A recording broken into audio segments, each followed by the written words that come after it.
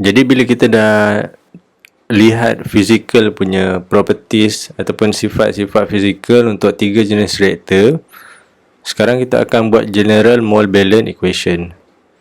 So apa maksud ataupun kegunaan general mole balance equation ni? So dia adalah datang daripada conservation of mass. Dia sebenarnya general mole balance equation ni datang daripada mass in sama dengan mass out, ataupun mass in tolak mass out kan sama juga dengan kosong, sebab dia pindah daripada kiri ke ataupun kanan ke kiri. So sama juga dengan mole yang masuk. Mole tadi simbol dia adalah N besar. Okay, N in tolak N out, sepatutnya akan jadi sama dengan kosong. So general mole balance equation ni kita buat untuk tiga-tiga jenis reaktor, batch, CSTR dengan PFR. So selepas tu nanti kita akan dapat satu equation tau. Equation tu ada simbol V ataupun T. So V ni adalah size reaktor lah. Jadi dalam bab 2 nanti bila kita nak design reaktor, so kita boleh gunakan equation ni. Dan equation ni unik lah. Setiap reaktor ni equation dia berbeza. Cuma dalam bab ni kita derive, okay, supaya kita tahulah macam mana equation tu datang. Okay, dan kalau dalam exam ke test, okay, so ada punya equation ni dia akan berilah. So kalau nak ingat pun lagi bagus.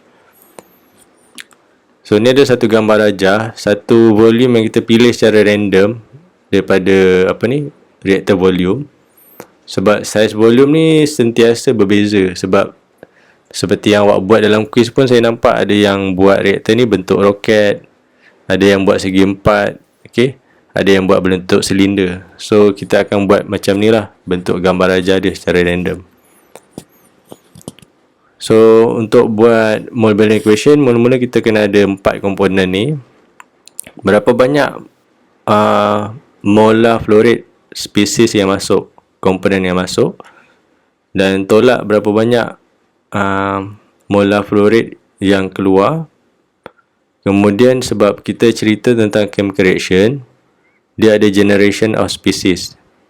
So bila kita total ni, molar yang masuk, tolak molar yang keluar, tambah molar yang generate, so kita akan dapat jumlah molar of accumulation, molar rate of accumulation untuk satu spesies. Contoh kita buat gambar aja yang paling senang lah. Kita ada reaction tadi, decomposition. Decomposition daripada A pergi B. Maknanya A ni akan jadi produk B. So dia ada molar flow rate yang masuk, Na bagi T.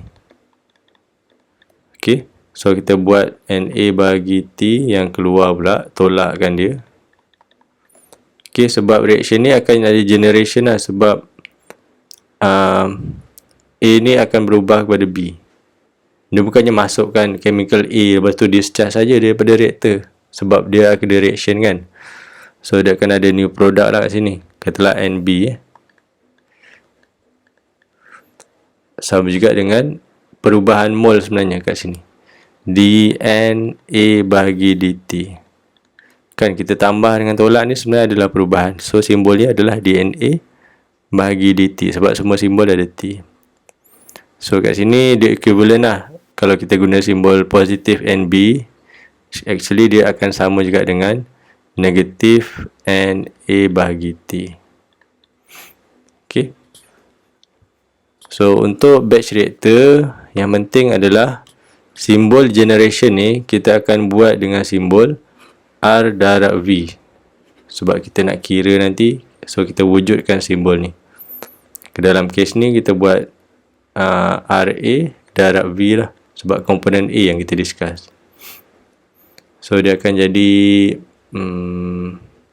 Na bagi T, dia akan jadi FA in tolak FA yang keluar. FA yang keluar ni FN0 sebenarnya.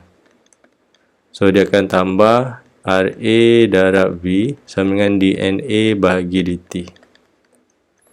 So ni adalah general mole balance equation.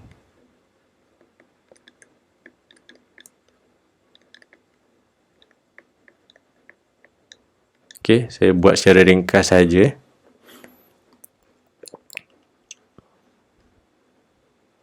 Jadi bila kita dah tahu description dia, kita akan buat general model equation ni untuk batch reactor dulu.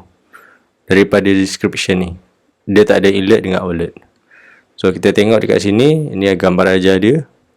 So kita ambil general model equation yang kita dah buat tadi, kan, FA tolak FA0 tambah RA darab V sama dengan DNA dt.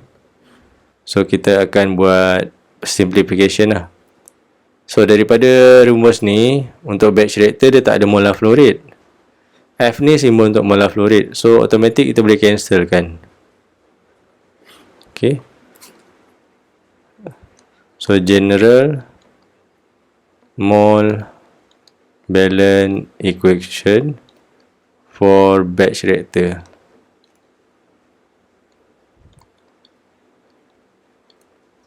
So dia mula-mula FA tolak FA0 tambah RAV. So kita buat satu ayat ringkas, since FA dengan FA0 ni tak wujud, so dia akan mati. So bila mati dia akan tinggal ni lah, simbol RAV sama dengan DNA bagi dt. Okey, itu saja. So bila kita nak kira volume, kita boleh susun lah. V sama dengan 1 bagi, kat sini kita boleh buat negatif RA sebab reaction kita kalau A ni biasanya rujuk kepada reactant lah. So negatif RA kan, dia punya simbol. Kat sini positif RB. 1 bagi negatif RA darab dengan ni, DNA bagi dengan dt. So V ni adalah volume of reactor untuk batch. Okay, kita boleh buat simbol dia, V batch. So dia spesifik lah. Kemudian yang kedua, okay, kalau satu lagi rumus, selain daripada kita dapatkan V, kita boleh cari time juga kat sini. T ni kita boleh bawa naik atas lah sebenarnya. Okay, B ni kita buat turun bawah. So kita boleh buat slash. T tu kita ganti, dt kita ganti dengan T terus. So reason ni nanti saya akan tunjuk lah dalam bab 2. Okay, 1 bagi negatif RA darab DNA bagi dengan V. So T ni sebab masa kan, so dia adalah reaction time. So ni reactor volume.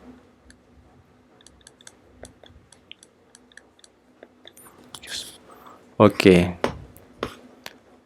Jadi untuk CSTR kita akan pakai general mole balance equation yang sama juga. So kat CSTR ni lagi mudah sebab dia steady state. Okey, so steady state maknanya perubahan mole dia tak ada. Okey, mole yang masuk tu akan sentiasa sama. Katalah dia masukkan FA0 ni, rate dia adalah 10 mol per second. Maknanya selepas 1 jam, dia punya nilai mesti sama lah sebab dia nak steady state kan. So perubahan mol dia tak ada. Jadi kat sini, automatic kita boleh potong. Kemudian simbol FA dengan FA0 ni wujud sebab dia adalah menunjukkan molar flow rate untuk inlet dengan outlet. So yang ni kita kekalkan. Kemudian okey, simbol RA dengan V ni kita boleh gantilah sebab volume dalam CSTR ni constant kan. So dV ni kita akan ganti dengan V terus. Okey, jadi integration ni kita boleh buang. So untuk CSTR, general mole balance for CSTR. So dia start daripada sini, FA0, FA tolak FA0 tambah negatif RAV negatif RA darab V DNA per dt. So DNA ni seperti yang kita tahu lah tadi, dia adalah changes in mole. So sebab steady state dia tak ada perubahan mole, mole dia sentiasa sama. So term ni akan jadi kosong. So dia akan tinggal ni. So Fn0 tolak Fn0 pula. Fa tolak Fn0 sama dengan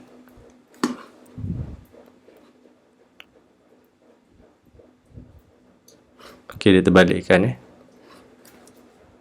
tak ada masalah. So dia pindahkan term ni sebelah sana. So dia akan jadi Fa0 tolak Fa sama dengan negatif Ra darab V. Sebab dia nak kekalkan simbol tu negatif Ra darab V. So kita nak cari reaktor volume kan. So kita tinggalkan V. So kita letaklah V CSTR sama juga dengan Fa0 tolak Fa bahagi dengan negatif Ra.